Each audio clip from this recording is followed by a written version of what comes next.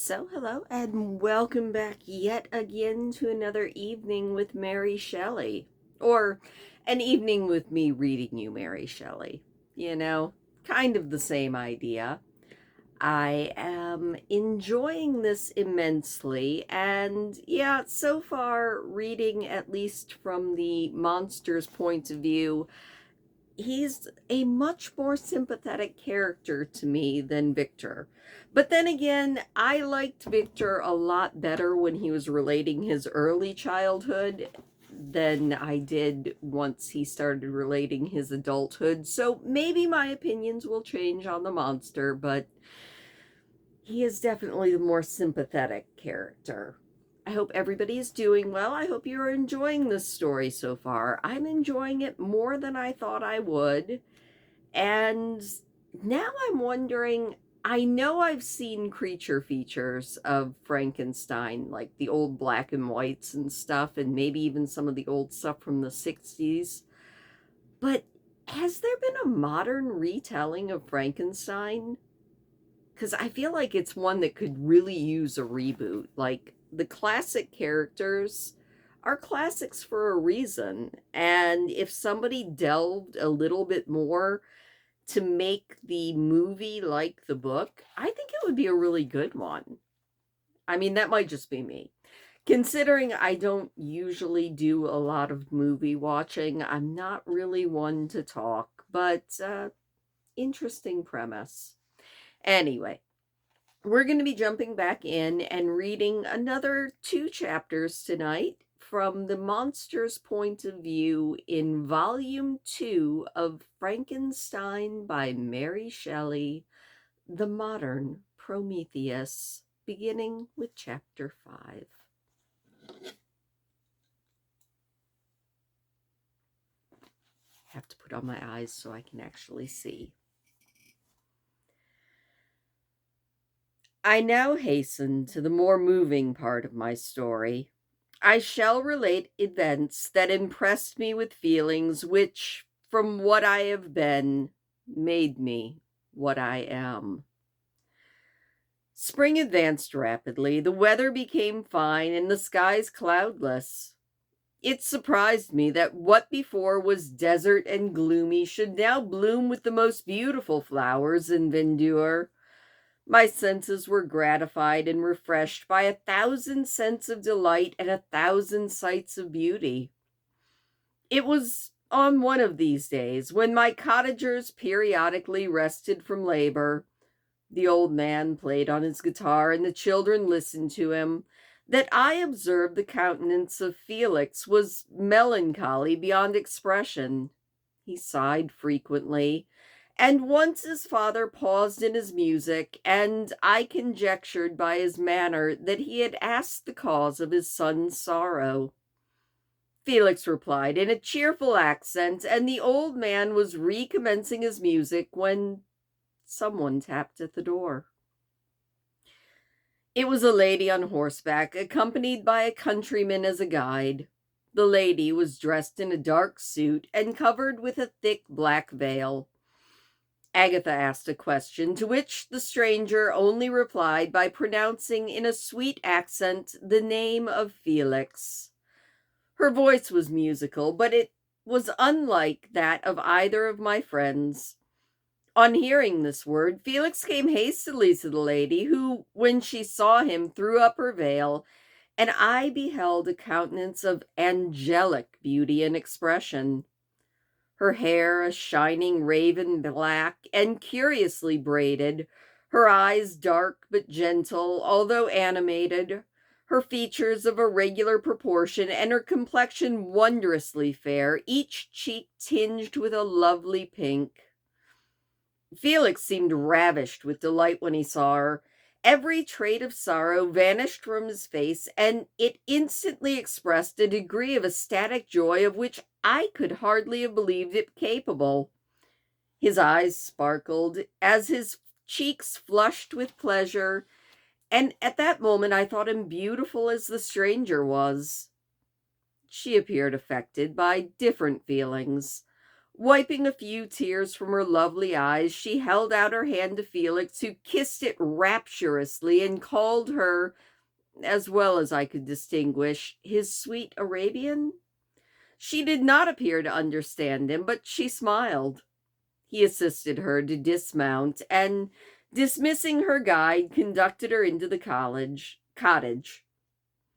Some conversation took place between him and his father, and the young stranger knelt at the old man's feet and would have kissed his hand, but he raised her and embraced her affectionately. Soon I perceived that although the stranger uttered articulate sounds and appeared to have a language of her own, she was neither understood by nor herself understood the cottagers. They made signs which I did not comprehend, but I saw that her presence diffused gladness through the cottage, dispelling their sorrow as the sun dissipates morning mist. Felix seemed peculiarly happy, with smiles of delight, welcoming his woman, Agatha. The ever gentle Agatha kissed the hands of this lovely stranger and, pointing to her brother, made signs which appeared to me to mean that he had been sorrowful until she had come. Hours passed like this, while they, by their faces, expressed joy, the cause of which I did not understand. Presently I found, by the frequent reoccurrence of some sound which the stranger repeated after them, that she was endeavoring to learn their language, and this idea instantly occurred to me that I should make use of the same instructions to the very same end. The stranger learned about 20 words at the first lesson. Most of them, indeed, were those which I had before understood, but I profited from others. As night came, Agatha and the woman retired early. When they separated, Felix kissed the hand of the stranger and said, "Good night, sweet Safie." He sat up much longer, conversing with his father, and by frequent repetition of her name, I conjectured that the lovely guest was the subject of their conversation. I desperately desired to understand them, and I bent every faculty towards that purpose, but found it utterly impossible. The next morning, Felix went out to his work, and after the usual occupations of Agatha were finished, Safie sat at the feet of the old man, and taking his guitar, played some music so beautiful that they at once drew tears of sorrow and delight from me. She sang, and her voice flowed in a rich cadence, swelling or dying away like a nightingale in the woods. When she had finished, she gave the guitar to Agatha, who at first declined. She played a simple air, and her voice accompanied it in sweet accents, but unlike the wondrous strain of the stranger. The old man appeared enraptured and said some words which Agatha endeavored to explain to Safie, and by which he appeared to want to express that she had bestowed upon him the greatest delight with her music. The days passed now as peacefully as before, with the only alteration that joy had taken the place of sadness on the faces of my friends. Safie was always happy. She and I both improved rapidly in the knowledge of the language, so that in 2 months I began to understand most of the words that were uttered by my protectors. In the meanwhile, also, the black ground became covered with herbage, and the green banks interspaced with innumerable flowers, sweet to the scent and the eye.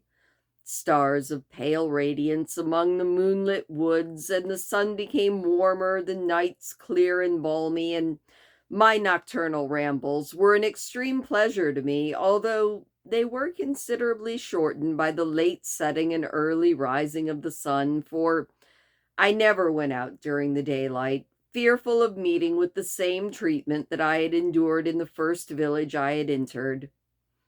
My days were spent in close attention, so that I might more speedily master the language, and I might boast that I improved more rapidly than Safi, who understood very little and conversed in broken accents, while I comprehended and could imitate almost every word as it was spoken.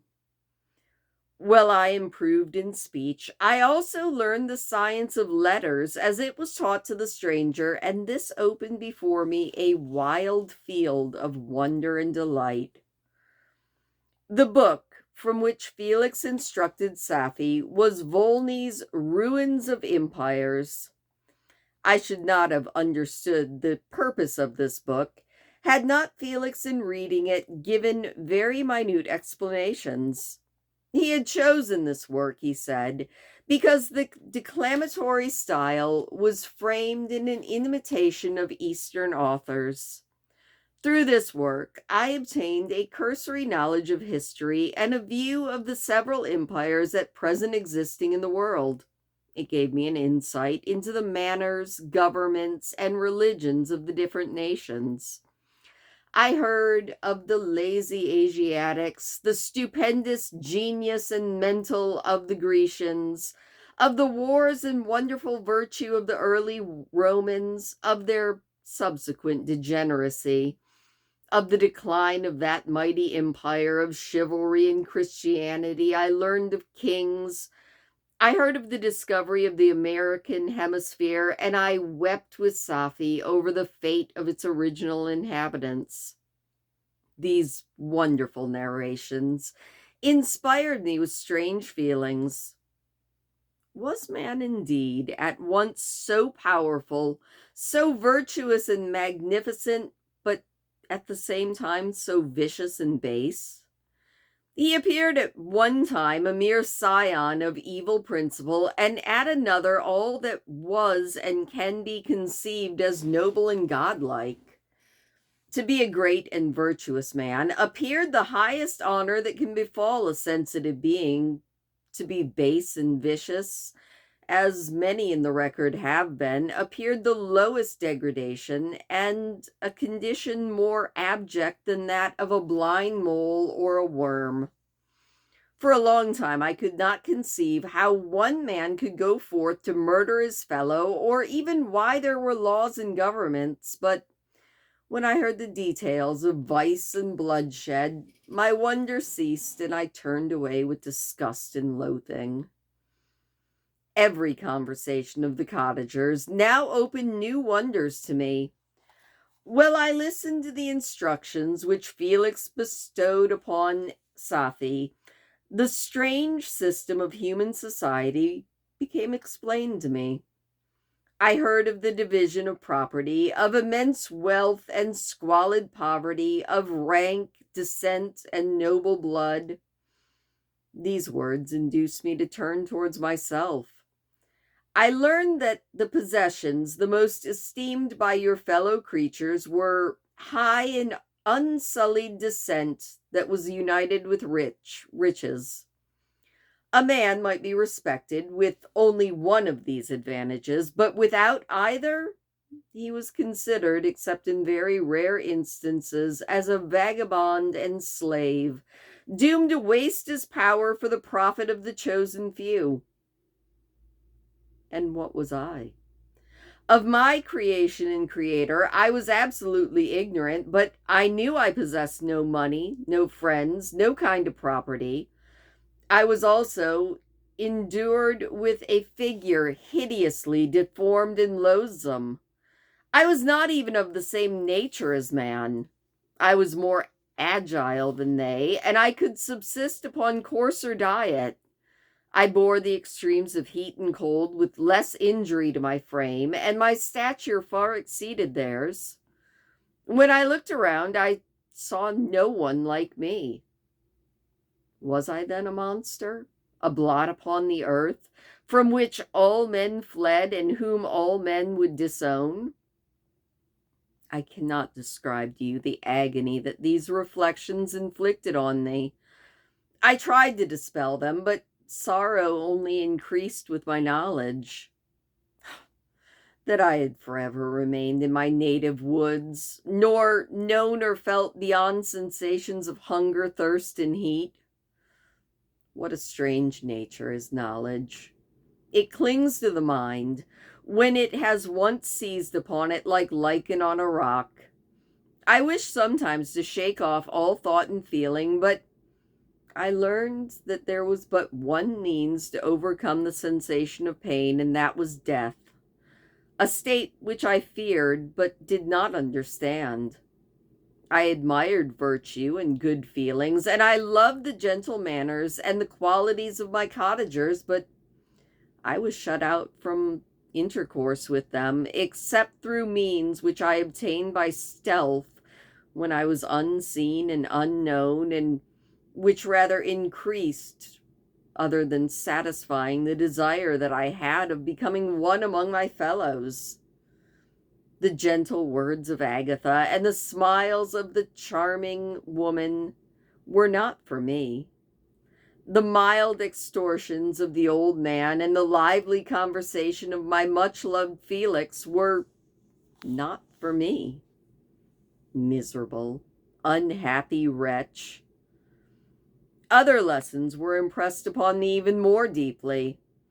I heard of the difference of sexes and the birth and growth of children, how fathers doted on the smiles of the infant and the lovely sallies of an older child, how all life and cares of the mother were wrapped in the precious charge, how the mind of youth expanded and gained knowledge of brother and sister and all the relationships that bind one human to another. But where were my friends and relations? No father had watched my infant days. No mother blessed me with smiles and caresses, or, if they had, all my past life was now a blot, a blind vacancy in which I could distinguish nothing. From my earliest remembrance, I had been as I was, in both height and proportion. I had never yet seen any being resembling me, or who claimed any intercourse with me. What was I? The question again recurred, only to be answered with groans.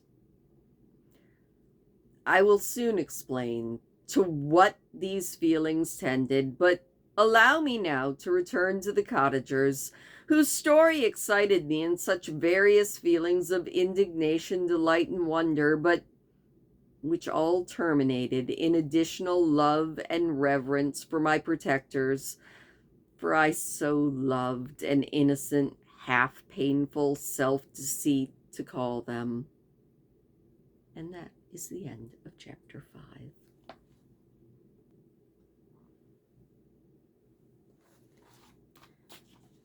Chapter 6. Some time elapsed before I learned the history of my friends. It was one which could not fail to impress itself deeply on my mind, unfolding as it did in a number of circumstances, each intersecting and wonderful to one as inexperienced as I was. The name of the old man was de Lacy. He was descended from a good family in France, where he had lived for many years in affluence, respected by his superiors and beloved by his equals. His son was bred in service of his country, and Agatha had ranked with the ladies of highest distinction. A few months before my arrival, they had lived in a large and luxurious city called Paris, surrounded by friends and possessed of every enjoyment with virtue, refinement of intellect or taste, and accompanied by what a modest fortune could afford. The father of Safi had been the cause of their ruin. He was a Turkish merchant and had lived in Paris for many years when, for some reason which I could not learn, he became obnoxious to the government. He had been seized and cast into prison the very day that Safi had arrived from Constantinople to join him. He had been tried and condemned to death. The injustice of his sentence was flagrant. All of Paris was indignant, and it was judged that his religion and wealth, rather than the crime alleged against him, had been the cause of his condemnation. Felix had accidentally been at the trial. His horror and indignation were uncontrollable when he heard the decision of the court. He made at that moment a solemn vow to deliver him and then looked for the means. After fruitless attempts to gain admittance to the prison, he found a strongly gated window in an unguarded part of the building which lighted the dungeon of the unfortunate Mahatman who, loaded down with chains, waited in despair the execution of the sentence. Felix visited the grate at night and made known to the prisoner his intentions in his favor. This man, amazed and delighted, endeavored to kindle the zeal of his deliverer by promises of rewards and wealth. Felix rejected this offer with contempt, but when he saw the lovely Safie, who was allowed to visit her father, and who, by her gestures, expressed her lively gratitude, the youth could not help owning, to his own mind, that the captive did possess a treasure which would reward Felix's toil and hazard. The man quickly perceived the impression that his daughter had made on the heart of Felix, and endeavored to secure him even more entirely in his interest with the promise of her hand in marriage so soon as he was conveyed to a place of safety. Felix was too delicate to accept his offer, but he looked forward to the probability of the event as to the consummation of all of his happiness. During the ensuing days, while the preparations were going forward for the escape of the merchant, the zeal of Felix was warmed by several letters that he received from this lovely girl, who found means to express her thoughts in the language of her lover with the aid of an old man, a servant of her father, who spoke French. She thanked him in the most ardent terms for his intended service to her parent, and at the same time gently deplored her own fate. I do have copies of these letters, for I found means during my residence in the hovel to procure the implements of writing, and the letters were often in the hands of Felix or Agatha. Before I depart, I will give them to you. They will prove the truth of my tale, but for now, as the sun is already setting, I shall only have time to give you the substance of them. Safia related that her mother was a Christian, seized and made a slave by the Turks. Recommended by her beauty, she had won the heart of the father of Safie, who had married her. The young girl spoke in enthusiastic terms of her mother, who, born in freedom, spurned the bondage to which she was now reduced. She instructed her daughter in the tenets of her religion and taught her to aspire to higher powers of intellect and an independence of spirit that was forbidden to the female followers of Mahomet. This lady died, but her lessons were indelibly impressed upon the mind of Safie, who was sickened at the prospect of again returning to Asia and being hidden in the walls of a harem, allowed only to occupy herself with infantile amusements that were ill-suited to the temper of her soul, which was now accustomed to grand ideas and a noble emulation of virtue. The prospect of marrying a Christian and staying in a country where women were allowed to take a rank in society was enchanting to her. The day of the execution of her father was fixed, but on the night previous to it, he quitted his prison, and before morning he was distant very many leagues from Paris. Felix had procured the passports in the name of his father, sister, and himself. He had previously communicated his plan to the former, who aided in the deceit by quitting his house under the pretense of a journey and concealing himself, along with his daughter, in an obscure part of Paris. Felix took the fugitives through France to Lyon and across Mount Cenis to Ligorne, where the merchant had decided to wait a favorable opportunity of going into some secret part of the Turkish domain. Safie resolved to remain with her father until the moment of his departure, before which time the man renewed his promise that she should be united with his deliverer, and Felix remained with them in expectation of that event, and in the meantime he enjoyed the society of everyone, who exhibited towards him the simplest and tenderest affection. He and Safi conversed with one another through the means of an interpreter, and sometimes with the interpretation of looks. And Safi sang to him the divine airs of her native country. Her father allowed this intimacy to take place, and encouraged the hopes of the youthful lovers. Well in his heart he had formed other plans. He hated the idea that his daughter should unite with a Christian, but he feared the resentment of Felix if he appeared lukewarm, for he knew that he was still in the power of Felix if he wanted to betray him to the Italian state in which they were currently inhabiting.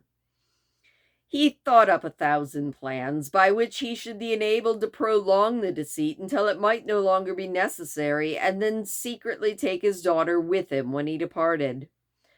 His plans were facilitated by the news which arrived from Paris.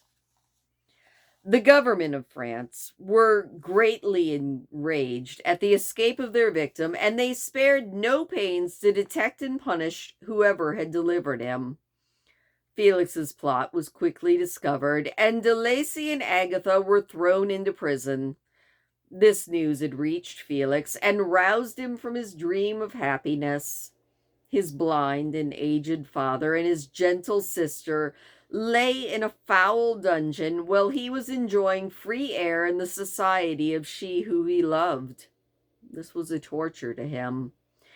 He quickly arranged with Safi's father that if the latter should find a favorable opportunity for escape before Felix could return to Italy, that Safi should remain as a boarder at the convent at Lagorne, and then, leaving, he hastened to Paris and delivered himself to the vengeance of the law, hoping to free his father and sister by doing this. He did not succeed. They remained confined for 5 months before the trial took place, the result of which deprived them of their fortune and condemned them to perpetual exile from their native lands. They found a miserable asylum in this cottage in Germany where I discovered them. Felix soon learned that the treacherous father, for whom he and his family had endured such unheard of oppression, once he had discovered that his deliverer was reduced to poverty and ruin, had turned traitor to good feeling and honor, and had left Italy with his daughter, insultingly sending Felix a pittance of money to help him, as he said, in some plans of future maintenance. These were the events that had preyed upon the heart of Felix and rendered him, when I had first seen him, the most miserable of his family. He could have endured poverty, and while this distress had been the meed of his virtue, he gloried in it, but the ingratitude and the loss of beloved Safi were misfortunes that were more bitter and irreparable to him. The arrival of Safi had now infused new life to his soul. When the news had reached Lagorne that Felix was deprived of his wealth and rank, the merchant commanded his daughter to think no more of her lover, but to prepare to return to her native country. The generous nature of Safi was outraged by this command. She attempted to expostulate with her father, but he left her angrily, reiterating his tyrannical mandate. A few days later, the father entered his daughter's apartment and told her harshly that he had reason to believe that his residence at Lagorne had been given up and that he should speedily be delivered to the French government. So he had, as a consequence, hired a vessel to convey him to Constantinople, for which city he could sail in a few hours. He intended to leave his daughter under the care of a confidential servant, so she could follow at her leisure with the greater part of his property, which had not yet arrived. Once alone, Safie resolved in her own mind a plan of conduct that would become her to pursue in this emergency. Living in Turkey was abhorrent to her. Her religion and feelings were both adverse. By some papers of her father which fell into her hands, she had heard of the exile of her lover and learned the name of the spot where he was then living. She hesitated for some time, but finally she formed her determination. Taking with her some jewels that belonged to her and a sum of money, she quit Italy with an attendant, a native of Ligorn, but one who understood the common language of Turkey, and she left for Germany. She arrived safely at a town about 20 leagues from the cottage of the de Lacys when her attendant fell dangerously ill.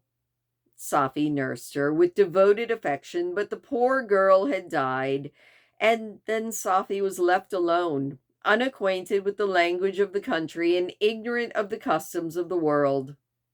She fell, however, into good hands. The Italian had mentioned the name of the spot for which they had bound, and after her death, the woman of the house in which they had lived had taken care that Safie should arrive safely at the cottage of her lover. And that is the end of chapter 6. Oh, that's like a full-on true love story. I mean, a little bit stereotypical, but still, I mean, I gotta say, I like Safie. I am definitely sympathizing so much with Frankenstein's creature. I mean, what is the true nature of man? Are we angels? Are we devils? Are we somewhere in between? I don't think that Frankenstein's monster knows, and I don't think that anybody else knows either.